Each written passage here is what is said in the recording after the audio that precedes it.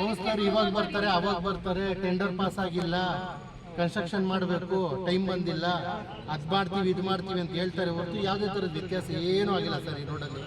ರೋಜಿಪುರ ವಿನಾಯಕ ನಗರದಲ್ಲಿ ಸಮಸ್ಯೆಗಳ ಸರಮಾಲೆ.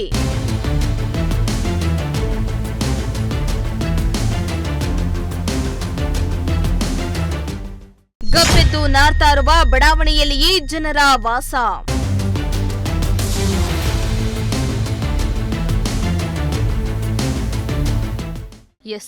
ದೊಡ್ಡಬಳ್ಳಾಪುರ ನಗರಸಭೆ ವ್ಯಾಪ್ತಿಯ ರೋಜಿಪುರ ಬಡಾವಣೆ ಹಾಗೂ ಕೋರ್ಟ್ ಮುಂಭಾಗದ 4ನೇ ವಾರ್ಡ್ ವಿನಾಯಕ ನಗರ ಗಡಿ ಭಾಗದಲ್ಲಿರುವ 1ನೇ ಮುಖ್ಯ ರಸ್ತೆಯಲ್ಲಿ ಕಾಲಕ್ಕೆ ತಕ್ಕಂತೆ ರಸ್ತೆ ದುರಸ್ತಿ, ಚರಂಡಿ ದುರಸ್ತಿಯಾಗ್ತಾ ಇಲ್ಲ. ವಿದ್ಯುತ್ ಬಲ್ಬ್, ಚರಂಡಿ ಸ್ವಚ್ಛತೆ, ಕುಡಿಯುವ ನೀರಿನ ಸಮಸ್ಯೆ, ಕಸದ ಸಮಸ್ಯೆ ತಾಂಡವಾಡ್ತಾ ಇದೆ. ಮೂಲಭೂತ ಸೌಕರ್ಯಗಳನ್ನು ಒದಗಿಸುವಲ್ಲಿ ನಗರಸಭೆ ಸಂಪೂರ್ಣ ವಿಫಲವಾಗಿದೆ ಎಂದು ಇಲ್ಲಿನ ನಿವಾಸಿಗಳು ಆರೋಪಿಸುತ್ತಿದ್ದಾರೆ.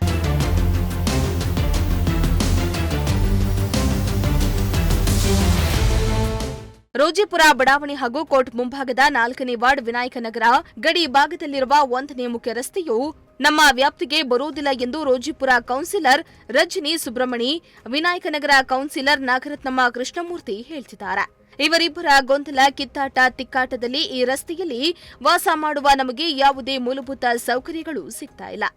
ಚುನಾವಣೆ ಸಂದರ್ಭದಲ್ಲಿ ಮತಕ್ಕಾಗಿ ರೋಜಿಪುರ ಹಾಗೂ ವಿನಾಯಕ್ ನಗರ ವಾರ್ಡ್ಗೆ ಬರ್ತಾರೆ. ಗೆದ್ದ ನಂತರ ಈ ರಸ್ತೆ ನಮಗೆ ಬರುವುದಿಲ್ಲ. ಮೂಲಭೂತ ಸೌಕರ್ಯಗಳನ್ನ ಒದಗಿಸದೆ ಕಣ್ಮುಚ್ಚಿ ಕುಳಿತುಕೊಳ್ತಾರೆ ಎಂದು ಪ್ರದೀಪ್ ಆರೋಪಿಸಿದ್ದಾರೆ. 40 ವರ್ಷ ವಾಸ ಇರುವಂಥ ರಸ್ತೆ ಇದು. ಕೋರ್ಟ್ ಮುಂಭಾಗ ಜಡ್ ಸಾಹೇಬ್ರ ಮನೆ ಮುಂದೆ ಇರುವಂಥ ರಸ್ತೆ ಇದು. ಇಲ್ಲಿನ ವಾರ್ಡ್ ಕೌನ್ಸಿಲರ್ ಯಾರು ಅಂತ ನಮಗೆ ಕನ್ಫರ್ಮೇಷನ್ ಕ್ಲಿಯರೆನ್ಸ್ ಇಲ್ಲ ಇವತ್ತಿನವರೆಗೂ. ಆ ಬೀದಿ ಯಾರ್ದು ಬರ್ತೈತೆ, ಈ ಬೀದಿ ಯಾರ್ದು ಬರ್ತೈತೆ ಅಂತ ಕನ್ಫ್ಯೂಷನ್ಸಲ್ಲಿ ಓಡಾಡೋಂಥ ಕೌನ್ಸಿಲರ್ ವ್ಯವಸ್ಥೆ ಇಲ್ಲಿ ಮೊದಲನೇದಾಗಿ. ಅಂದರೆ ಯಾರು ತೊಂದರೆ ಇದೆ ಅನ್ನೋದು ನಮಗೆ ಗೊತ್ತಿಲ್ಲ, ನಮಗೆ ಇಲ್ಲಿ ವಿಚಾರ ತಿಳಿದಿರೋವಂಥದ್ದು. ಒಂದು ಸರಿಯಾದ ಮೋರಿ ವ್ಯವಸ್ಥೆ ಇಲ್ಲ, ರಸ್ತೆ ವ್ಯವಸ್ಥೆ ಇಲ್ಲ. ಒಂದು ವಾಹನ ಬಂದರೆ ಇನ್ನೊಂದು ವಾಹನ ಬಂದದ್ರಲ್ಲಿ ಪಾಸಾಗೋ ಟೈಮ್ನಲ್ಲಿ ಎಷ್ಟು ಜನ ಬಿದ್ದಿದ್ದಾರೆ ಮೋರಿ ಹತ್ರ ಕಾಲಿಟ್ಟು, ಇಲ್ಲಿನ ವ್ಯವಸ್ಥೆ ನೀವೇ ನೋಡ್ಕೋಬೋದು. ರಸ್ತೆನೇ ಒಂದು ಹೈಟ್ ಇದ್ದರೆ ಮೋರಿನೇ ಒಂದು ಹೈಟ್ ಇದೆ. ರಸ್ತೆನ ದಿನನಿತ್ಯ ಹೈಟ್ ಮಾಡ್ಕೊಂಡು ಹೋದರು. ಇಂಥ ದಿವಸಗಳಲ್ಲಿ ಹಳೆ ಟೈಮ್ನಲ್ಲಿ ಟಾರ್ ಹಾಕಿದಂಥ ಸಮಯದಲ್ಲಿ ಹಳೆ ಟಾರನ್ನು ತೆಗೆದು ನೀಟಾಗಿ ಹೊಸದಾಗಿ ಮತ್ತೆ ಅದನ್ನು ಹಾಕಲಿಲ್ಲ ಯಾರೂ. ಮೇಲಿನ ಮೇಲೆ ಹಾಕ್ತಾ ಹೋದಾಗ ಮನೆಗಳು ಆ ಕಾಲದಲ್ಲಿ ಕಟ್ಟಿರೋಂಥ ಮನೆಗಳಿಗೆ ಹೊರಗಡೆಯಿಂದ ಬರೋಂಥ ನೀರು ನುಗ್ತಾ ಇದ್ದಾವೆ. ಕರೆಕ್ಟಾಗಿ ಮೋರಿ ವ್ಯವಸ್ಥೆ ಮಾಡಿ ರಸ್ತೆನ ಯಾವ ಸಮಕ್ಕಿರಬೇಕೋ ಮನೆ ತಗ್ಗಟ್ಟಿಗೆ ಮಾಡಬೇಕೇ ಹೊರತು ಅವ್ರ ವ್ಯವಸ್ಥೆ ತಕ್ಕನ ನಾವು ಮನೆ ಹೈಟ್ ಮಾಡ್ಕೋಬೇಕು ಅಂದರೆ ಮನೆ ಕಿತ್ತು ಮನೆ ಕಟ್ಕೋಬೇಕು. ಒಂದು. ಎರಡನೇದು, ರಾತ್ರಿ ಹೊತ್ತು ಯಾರು ಬರ್ತಾರೆ ಯಾರು ಹೋಗ್ತಾರೆ ಅನ್ನೋ ಸೇಫ್ಟಿ ಇಲ್ಲ ಈ ರೋಡಲ್ಲಿ. ಸಾಹೇಬ್ರ ಮನೆ ಮುಂದ್ಗಡೆ ಒಬ್ಬರು ಜುಡಿಷಿಯಲ್ ಜಡ್ಜ್ ಕ್ವಾರ್ಟರ್ಸ್ ಮುಂದ್ಗಡೆನೇ ಈ ಥರ ಪರಿಸ್ಥಿತಿ. ಮೊನ್ನೆ ಎಲ್ಲ ಈ ರಸ್ತೆಯಲ್ಲೆಲ್ಲ ಒಂದು ಕಳ್ತನ ಆಗಿದೆ, ಹಗಲೇನೆ. ಈ ವ್ಯವಸ್ಥೆಯಲ್ಲಿ ಯಾರಿಗೊಬ್ರಿಗೂ ಜವಾಬ್ದಾರಿ ಅನ್ನೋದಿಲ್ಲ. ನಗರಸಭೆಗಾಗಿರ್ಬೋದು ಅಥವಾ ಇಲ್ಲಿನ ಸರ್ಕಾರಕ್ಕೆ ಆಗಿರ್ಬೋದು. ಏನೇ ತೊಂದರೆ ಅದನ್ನು ಯಾರು ಹೇಳೋರು ಕೇಳೋರಿಲ್ಲ ಅಂದಾಗ ಮತ್ತು ನಾವು ಓಟ್ ಹಾಕಿ ಏನಕ್ಕೆ ಗೆಲ್ಲಿಸ್ಬೇಕು? ಓಟ್ ಹಾಕೋದಕ್ಕಿಂತ ಹೆಚ್ಚಾಗಿ ಇಲ್ಲಿರೋಂಥವ್ರು ಕೌನ್ಸಿಲರ್ ಏನಕ್ಕೆ ಬೇಕು ನಮಗೆ? ಯಾರ ವ್ಯವಸ್ಥೆ ಇಲ್ಲ ಅವಶ್ಯಕತೆ ಇದೆ. ಮನೆಗಳ ಮೇಲೆ ದೊಡ್ಡ ದೊಡ್ಡ ಮರಗಳು ರೆಂಬೆಗಳು ಹಾದು ಹೋಗಿದ್ದಾವೆ. ಆ ವ್ಯವಸ್ಥೆನ ಯಾರೂ ಬಂದು ನೋಡುವಂಥವ್ರು ಇಲ್ಲ.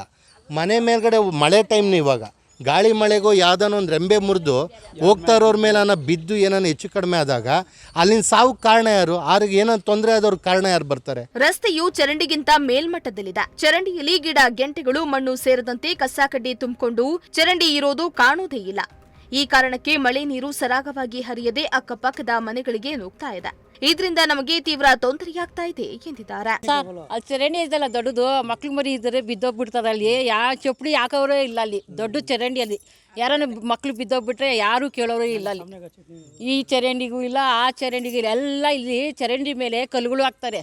ರೋಜಿಪುರಗಳಿಗೆ ಎಲ್ಲ ಈ ಕಡೆ ಹಾಕೇ ಇಲ್ಲ. ಜಾಸ್ತಿ ಗಲೀಜು ಜಾಸ್ತಿ ಇಲ್ಲೇ ನೋಡಿ. ಚರಂಡಿನೇ ಇಲ್ಲ ಇಲ್ಲಿ ನೋಡಿ. ಗಿಡಗಳು ಹೆಂಗೈತೆ ಇಲ್ಲಿ. ಎಲ್ಲ ಟಾರ ಎಲ್ಲ ಹೋಗೈತೆ ಇಲ್ಲಿ. ಎಲ್ಲ ನೋಡ್ರಿ ಕಿತ್ಕೊಂಡು ಎಲ್ಲ ಹೋಗೈತೆ ಇಲ್ಲಿ. ಗಾಡಿ ನಿಲ್ಸ್ರೆ ಹಂಗೆ ಉಳ್ಕೊಂಡ್ಬಿಡ್ತೈತೆ ಗಾಡಿಗಳು. ಇಲ್ಲಿ ಹೆಂಗೆ ನಿಲ್ಲಿಸೋದು? ಇಲ್ಲಿ ಮಕ್ಕಳೆಲ್ಲ ಬಿದ್ದೋಗ್ಬಿಡ್ತಾರೆ, ಜಾರು ಬಿಡ್ತಿರ್ತಾರೆ, ಕಾಲು ಉಳ್ಕೊಳ್ತೈತೆ. ನಾವು ಇಲ್ಲದೆ ಹುಟ್ಟಿರೋದು, ಇಲ್ಲೇ ಬೆಳೆದಿರೋದು. ಮನೆಗಳ ಮೇಲೆ ದೊಡ್ಡ ರೆಂಬೆ ಕೊಂಬೆಗಳು ಹಾದು ಹೋಗಿವೆ.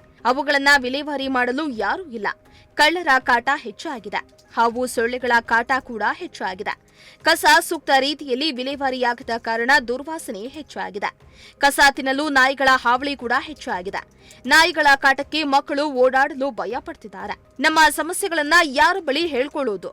ನಾವು ಕಂದಾಯ ಕಟ್ಟಲ್ವಾ, ನೀರಿನ ಬಿಲ್ ಕಟ್ಟಲ್ವಾ, ವಿದ್ಯುತ್ ಬಿಲ್ ಕಟ್ಟಲ್ವಾ, ಮತ್ತೆ ನಮ್ಗ್ಯಾಕೆ ಮೂಲಭೂತ ಸೌಕರ್ಯವನ್ನ ಒದಗಿಸ್ತಾ ಇಲ್ಲ ಎಂದು ಪ್ರಶ್ನೆ ಮಾಡಿದ್ರು. 35-40 ವರ್ಷದಿಂದ ಇಲ್ಲೇ ಇದ್ದೀವಿ ನಾವು. ಸೊ ಈ ಪರ್ಟಿಕ್ಯುಲರ್ ರೋಡ್ಗೆ ಆಲ್ಮೋಸ್ಟ್ ಒಂದು 12ರಿಂದ 15 ವರ್ಷ ಆಗಿದೆ ಡಾಂಬರ್ ಬಿದ್ದು.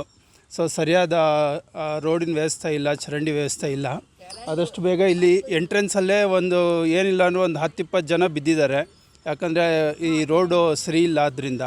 ಸೊ ಇದಕ್ಕೆ ಸಂಬಂಧಪಟ್ಟ ಅಧಿಕಾರಿಗಳು ಆದಷ್ಟು ಬೇಗ ಒಂದು ಕ್ರಮ ತಗೊಂಡು ಈ ರೋಡಲ್ಲಿರೋರಿಗೆ ಹೆಲ್ಪ್ ಮಾಡಬೇಕಾಗಿ ಒಂದು ರಿಕ್ವೆಸ್ಟ್. ಈ ಏರಿಯಾಗೆ ಏನೇನು ಸವಲತ್ತುಗಳು ಬೇಕು? ಈ ರೋಡಿಗೆ ಈ ಏರಿಯಾಗೆ ಬಂದು ಮೊದಲನೇದಾಗಿ ನಮಗೆ ಸರಿಯಾಗಿರೋ ಚರಂಡಿ ಬೇಕು, ನಂತರ ರೋಡ್ ಬೇಕು, ಸರಿಯಾಗಿರೋ ಒಂದು ಏನದು ಕಸದ ವಿಲೇವಾರಿ ಮಾಡೋದಕ್ಕೆ ದಿನನಿತ್ಯ ಅಟ್ಲೀಸ್ಟ್ ಲೈಕ್ ಬರ್ತಾ ಇರಬೇಕು. ನಂತರ ಈ ದೊಡ್ಡ ವನ ಏನಿದೆ ಸ್ವಲ್ಪ ಫಾರೆಸ್ಟ್ ಡಿಪಾರ್ಟ್ಮೆಂಟು ಅಥವಾ ಮುನ್ಸಿಪಲ್ ಡಿಪಾರ್ಟ್ಮೆಂಟ್ ಅವರು ಬಂದು ಒಂದು 2-3 ರೆಂಬೆಗಳಾದರೂ ಇದು ಕಡಿದು ಕೊಡಬೇಕಾಗಿ ಒಂದು ರಿಕ್ವೆಸ್ಟ್ ಅವರಿಗೆ.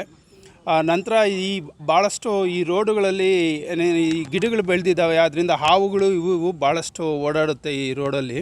ಸ್ವಲ್ಪ ಇದ್ರ ಬಗ್ಗೆ ಆದಷ್ಟು ಬೇಗ ಕ್ರಮ ತಗೋಬೇಕಂತೇಳಿ ರಿಕ್ವೆಸ್ಟ್. ಈ ಕುರಿತು ವಿನಾಯಕ್ ನಗರ ಕೌನ್ಸಿಲರ್ ನಾಗರತ್ನಮ್ಮ ಕೃಷ್ಣಮೂರ್ತಿ ಮಾತನಾಡಿ, ಚಕ್ಬಂದಿ ಪ್ರಕಾರ ಈ ರಸ್ತೆ ವಿನಾಯಕ್ ನಗರ ವಾರ್ಡ್ಗೆ ಬರುವುದಿಲ್ಲ. ಒಂದ್ ವೇಳೆ ನಾವು ಆ ವಾರ್ಡ್ನ ಸಮಸ್ಯೆ ಬಗೆಹರಿಸಲು ಹೋದಾಗ ಅಲ್ಲಿನ ಸದಸ್ಯರು ಆಕ್ಷೇಪಣೆ ವ್ಯಕ್ತಪಡಿಸುತ್ತಾರೆ. ಅದರಿಂದ ನಾವು ಈ ರಸ್ತೆಗೆ ಮೂಲಭೂತ ಸೌಕರ್ಯಗಳನ್ನು ಒದಗಿಸಲು ಆಗುವುದಿಲ್ಲ ಎಂದು ಹೇಳಿದ್ರು.